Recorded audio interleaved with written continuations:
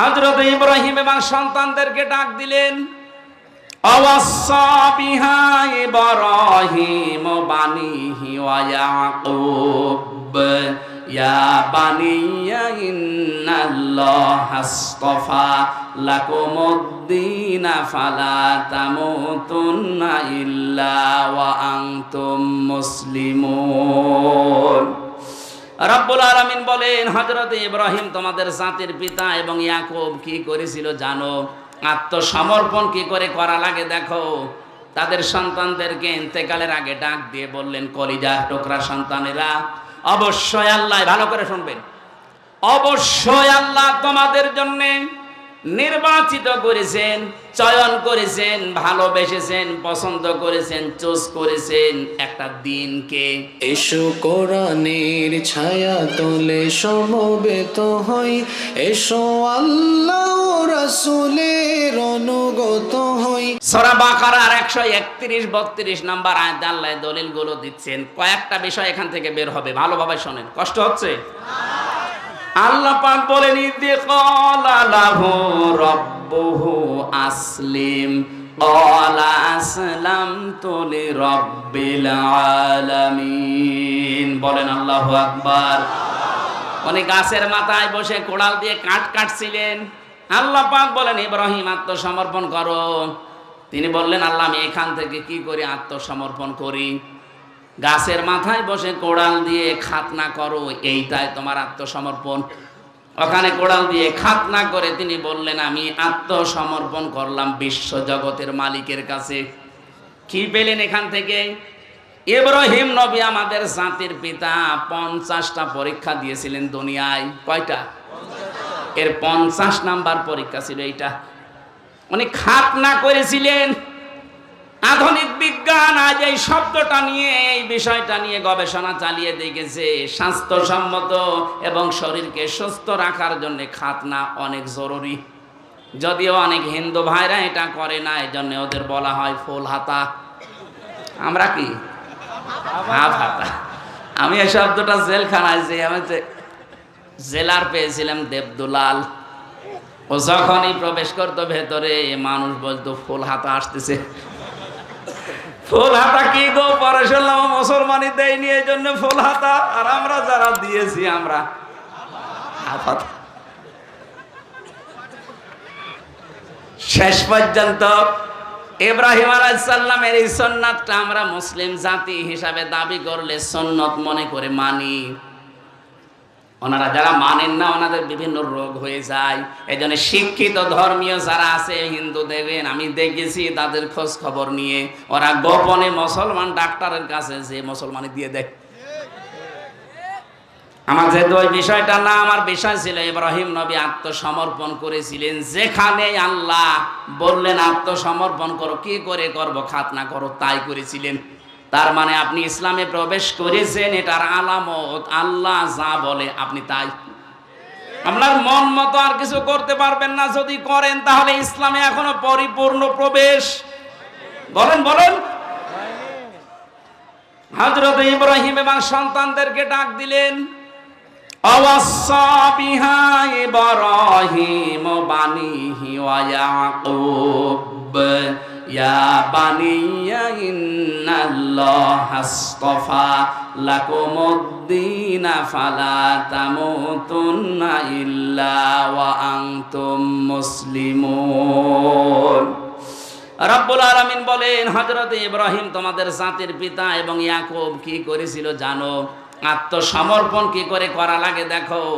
তাদের সন্তানদেরকে ইন্তেকালের আগে ডাক দিয়ে বললেন, কলিজার টুকরা সন্তানেরা, অবশ্যই আল্লাহ, ভালো করে শুনবেন, অবশ্যই আল্লাহ তোমাদের জন্য নির্বাচিত করেছেন, চয়ন করেছেন, ভালোবেসেছেন, পছন্দ করেছেন, চুজ করেছেন একটা দিনকে।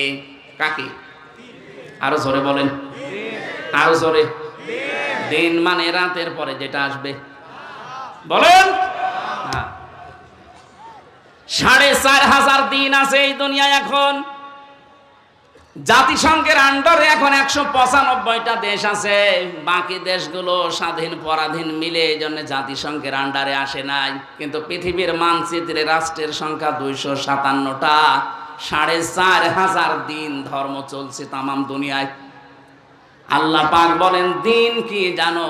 ইন্নাদ-দীনা ইনদাল্লাহিল ইসলাম। বলেন আল্লাহু আকবার। সূরা আলে ইমরানের 19 নম্বর আয়াতে আল্লাহ দলিল দিয়েছেন, আমার কাছে দিন বলতে একটাই, তার নাম ইসলাম। তার নাম কি? আমাইয়াবতাগি গায়রাল ইসলামি দীনান ফালা ইউকবালা মিন। ইসলাম বাদ দিয়ে পৃথিবীর কোন দিন দিয়ে 4,500 দিন আছে, যে কোন দিন দিয়ে কেউ যদি আল্লাহকে পেতে চায়, ফালা ইউকবালা মিন, ওর জীবনের কোনো কিছু আল্লাহ কবুল করছে না, করবে না। বাংলার মুসলমানের এখান থেকে রেকর্ড হচ্ছে, কালকে সারা দুনিয়া ছড়াবে বিভিন্ন ভাষায়।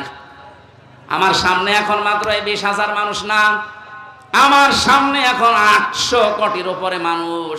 সবাইকে উদ্দেশ্য করে বলছি, যে ভাষায় শোনেন শোনেন।